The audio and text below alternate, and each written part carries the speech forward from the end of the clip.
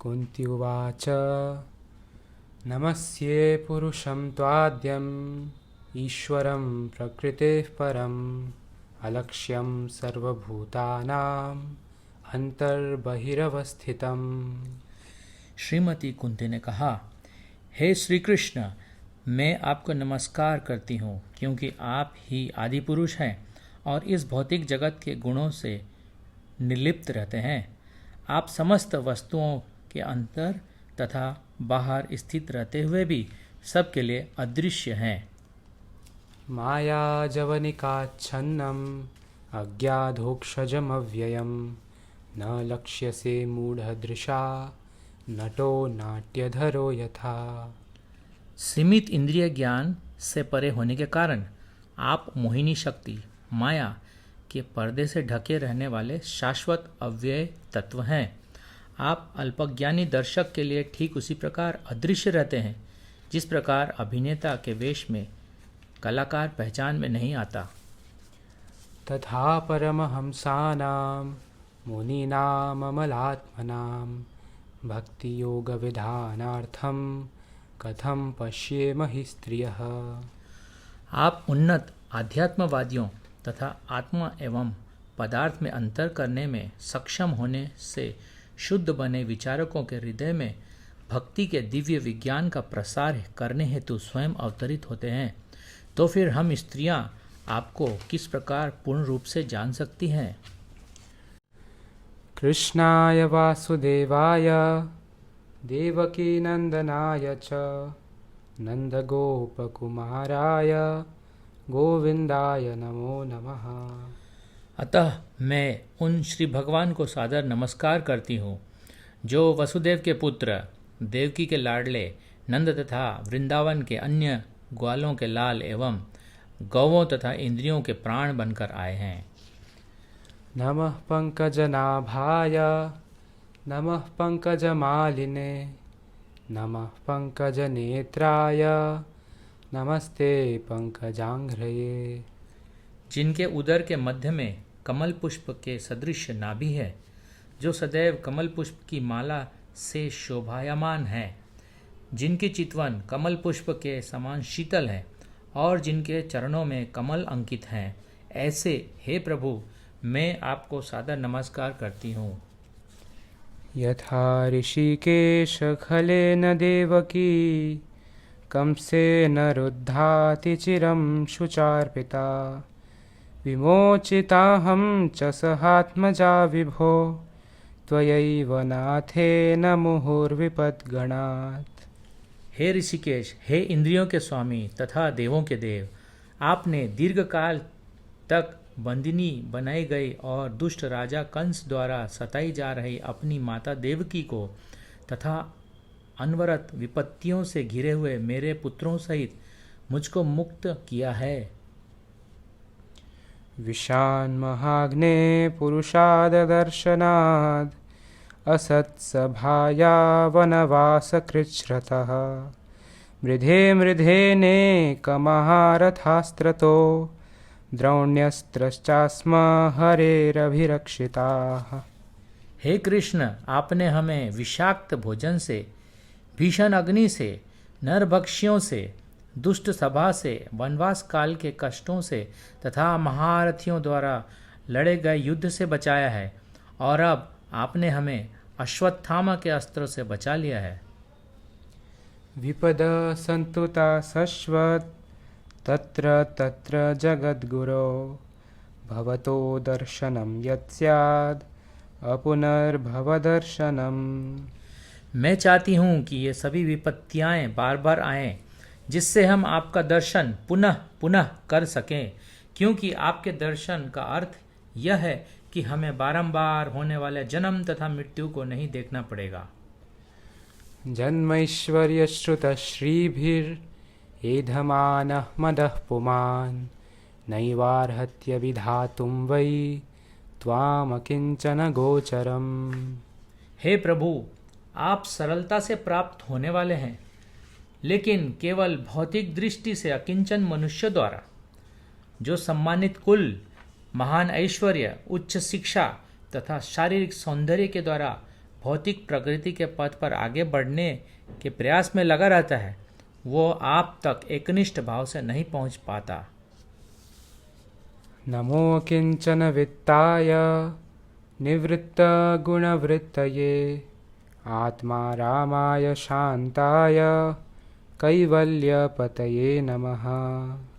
मैं आपको नमस्कार करती हूँ जो निर्धनों के धन है। आपको प्रकृति के भौतिक गुणों की क्रियाओं प्रतिक्रियाओं से कोई सरोकार नहीं है। आप आत्मतुष्ट है, अतएव आप परम शांत तथा अद्वैतवादियों के स्वामी केवलपति हैं। मन्ये त्वां कालम ईशानम अनादि निधनम विभुम समम चरंतम सर्वत्र भूतानां यन्मिथः कलिः। हे भगवान, मैं आपको शाश्वत समय, परम नियंता, आदि अंत से रहित तथा सर्वव्यापी मानती हूँ। आप सब पर समान रूप से दया दिखलाते हैं। जीवों में जो पारस्परिक कलह है वो सामाजिक संसर्ग के कारण है। न वेद कश्चित् भगवंश्चिकीर्षितं तवेहमानस्य नृणां विडम्बनम् न यस्य कश्चित् दयितोऽस्ति कर्हिचित् द्वेष्यश्च यस्मिन् विषमामतिर्नृणाम्। हे प्रभु, आपकी दिव्य लीलाओं को कोई नहीं समझ सकता, क्योंकि वे मानवीय प्रतीत होती हैं और इस कारण भ्रामक है। न तो आपका कोई विशेष कृपा पात्र है, न ही कोई आपका अप्रिय है। यह केवल मनुष्य की कल्पना ही है कि आप पक्षपात करते हैं। जन्म कर्म च विश्वात्मन् अजस्याकर्तुरात्मनः तिर्यनृषिषु यादसु तद अत्यंत विडम्बनम्। हे विश्वात्मा, यह सचमुच ही आश्चर्यजनक विडंबना है कि आप निष्क्रिय रहते हुए भी कर्म करते हैं और प्राण शक्ति रूप तथा अजन्मा होकर भी जन्म लेते हैं। आप स्वयं पशुओं, मनुष्यों, ऋषियों तथा जलचरों के मध्य अवतरित होते हैं। सचमुच ही यह विस्मयकारी बात है। गोप्या ददे त्वयि कृतागसीदाम तावत् या ते दशाश्रु कलिलाञ्जनसम्भ्रमाक्षम् वक्त्रं निनीय भयभावनया स्थितस्य स मां विमोहयति भीरपि यद्भिभेति। हे कृष्ण, जब आपने कोई शरारत की थी तब यशोदा ने जैसे ही आपको बांधने हेतु रस्सी उठाई तो आपकी व्याकुल आंखें अश्रुओं से डबडबाई, जिससे आपकी आंखों का काजल धुल गया। यद्यपि आपसे साक्षात काल भी भयभीत रहता है, फिर भी आप भयभीत हुए। यह दृश्य मुझे मोहग्रस्त करने वाला है। केचिद् आहुरजं जातं पुण्यश्लोकस्य कीर्तये यदो प्रियस्यान्ववाये मलयस्येव चन्दनम्। कुछ कहते हैं कि अजन्मा का जन्म पुण्यात्मा राजाओं की कीर्ति का विस्तार करने हेतु हुआ है, और कुछ कहते हैं कि उन्होंने आपके सबसे प्रिय भक्तों में से एक राजा यदु को प्रसन्न करने हेतु जन्म लिया। आप उनके कुल में उसी प्रकार प्रकट हुए हैं जिस प्रकार मलय पर्वत में चंदन होता है। अपरे वसुदेवस्य देवक्यां याचितोऽभ्यगात् अजस्त्वमस्य क्षेमाय वधाय च सुरद्विषाम्। अन्य लोग कहते हैं कि चूंकि वसुदेव तथा देवकी दोनों ने आपके लिए प्रार्थना की थी, अतएव आप उनके पुत्र रूप में जन्मे हैं। निस्संदेह आप अजन्मा हैं, फिर भी आप देवताओं का कल्याण करने तथा उनसे ईर्ष्या करने वाले असुरों को मारने हेतु जन्म लेते हैं। भारावतारणायान्ये भुवो नाव इवो दधौ सीदन्त्य भूरि भारेण जातो ह्यात्मभुवार्थितः। दूसरे कहते हैं कि जब यह संसार भार से बोझिल समुद्री नाव की तरह अत्यधिक पीड़ित हो जाता है तथा आपके पुत्र ब्रह्मा ने प्रार्थना की, तब आप कष्ट का शमन करने हेतु अवतरित हुए हैं। भवेस्मिन् क्लिश्यमानानां अविद्वा कामकर्मभिः श्रवणस्मरणार्हाणि करिष्यन्निति केचन।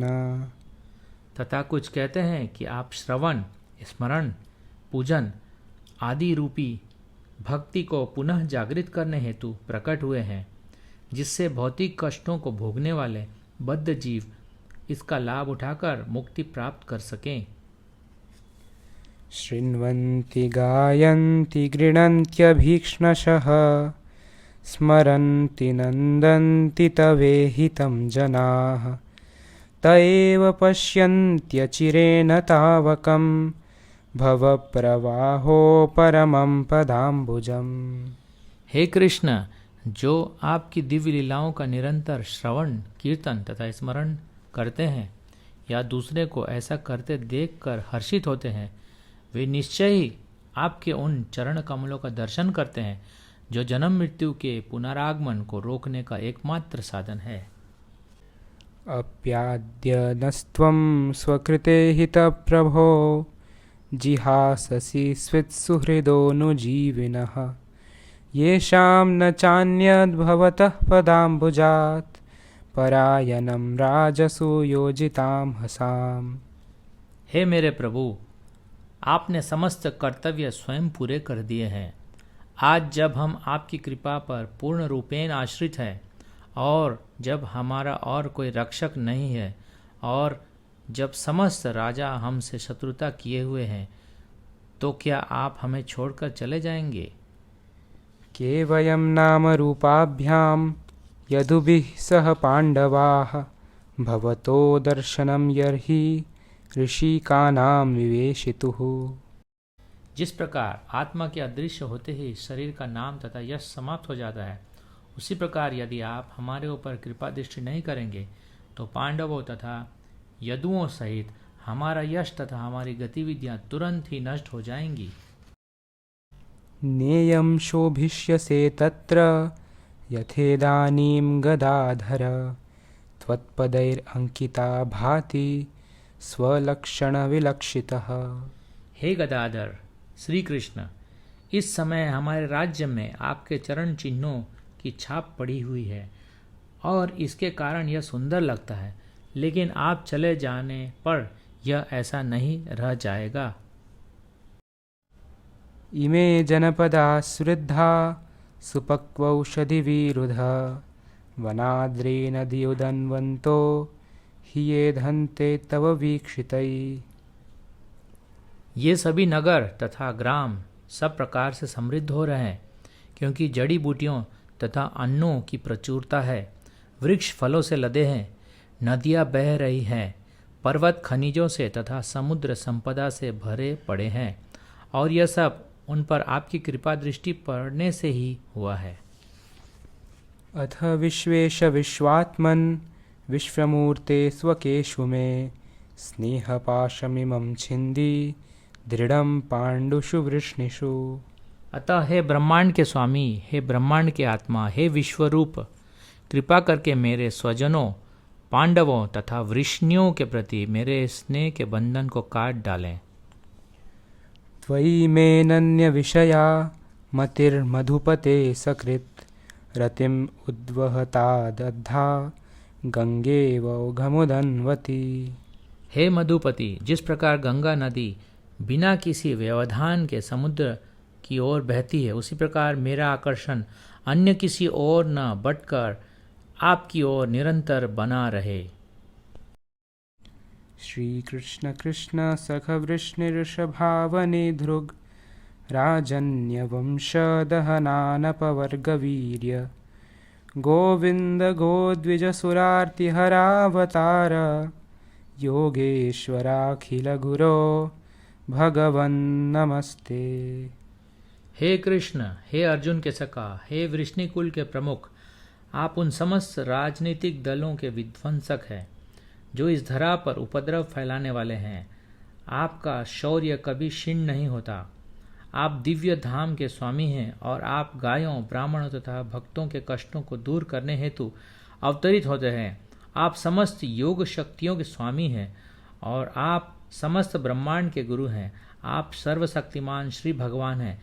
मैं आपको सादर प्रणाम करती हूँ।